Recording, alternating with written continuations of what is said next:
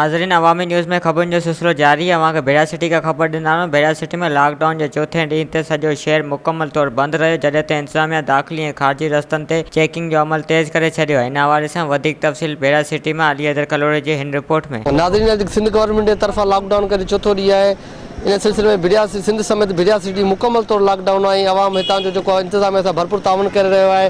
ऐं town committee पारां हिते राति जो हिते गलियुनि में चौराहनि ते स्प्रे करायो पियो वञे ऐं लाउड स्पीकर में ऐलान पियो कोन्हे त पंहिंजे घरनि ताईं महदूद रहनि।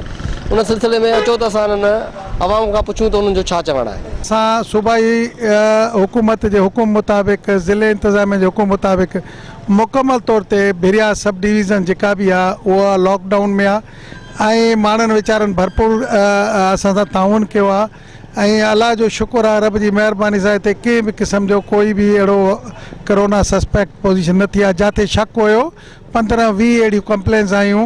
असां डॉक्टर साहबनि जी टीम सां गॾु ज़िले इंतज़ामिया में एसी साहब सां गॾिजी उते वियासीं, उन्हनि जा टेस्ट कयासीं, उन्हनि जी रिपोर्टूं नेगेटिव आयूं।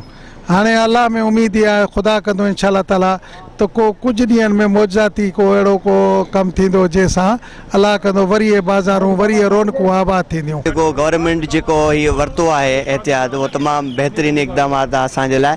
ऐं इन में असां सिंधियुनि जे लाइ, सभिनी पाकिस्तान वारनि जे लाइ हीअ तमामु बहितरीनु इक़दाम आहे। ऐं हर जेको आहे इन में असां सम्झूं था त इन में सभिनी खे फ़ाइदो आहे। बीमारी आहे, तमामु ख़तरनाक बीमारी आहे।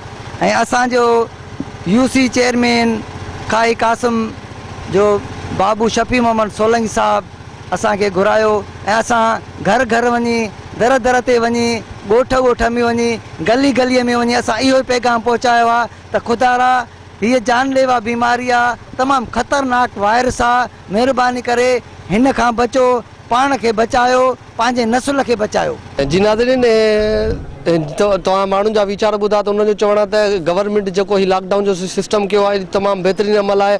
उन सां गॾोगॾु जेके समाजी ऐं सियासी अॻुवान आहिनि, जेके गलियुनि में ऐं चौराहनि ते जेके दुकान बंदि करे पंहिंजे गलियुनि में वेठा आहिनि, ख़ासि करे उन्हनि खे तलक़ीद कई पई वञे त मां पंहिंजे घरनि ताईं महदूद रहनि, पंहिंजे ॿारनि बचनि ऐं नंढनि पोड़नि वग़ैरह खे घरनि ताईं महदूद रखनि। ऐं गॾोगॾु इहो मां ॿुधाईंदो हलां त हू ग़रीब आवाम तबिको परेशान लॻो पिया आहे। राशन वग़ैरह जेके मज़दूर आहिनि, ॾियाड़ी ते कमाइण वारा, उहे गॾोगॾु चवनि था त असांखे गवर्नमेंट तरफ़ां को अहिड़ो राशन या DC तरफ़ां या असिस्टेंट कमिश्नर तरफ़ां अहिड़ी का शइ न मिली आहे असांखे। ऐं उहो बि असांखे उहो मसइलो जेको आहे राशन जो हल कयो वञे त महिरबानी थींदी।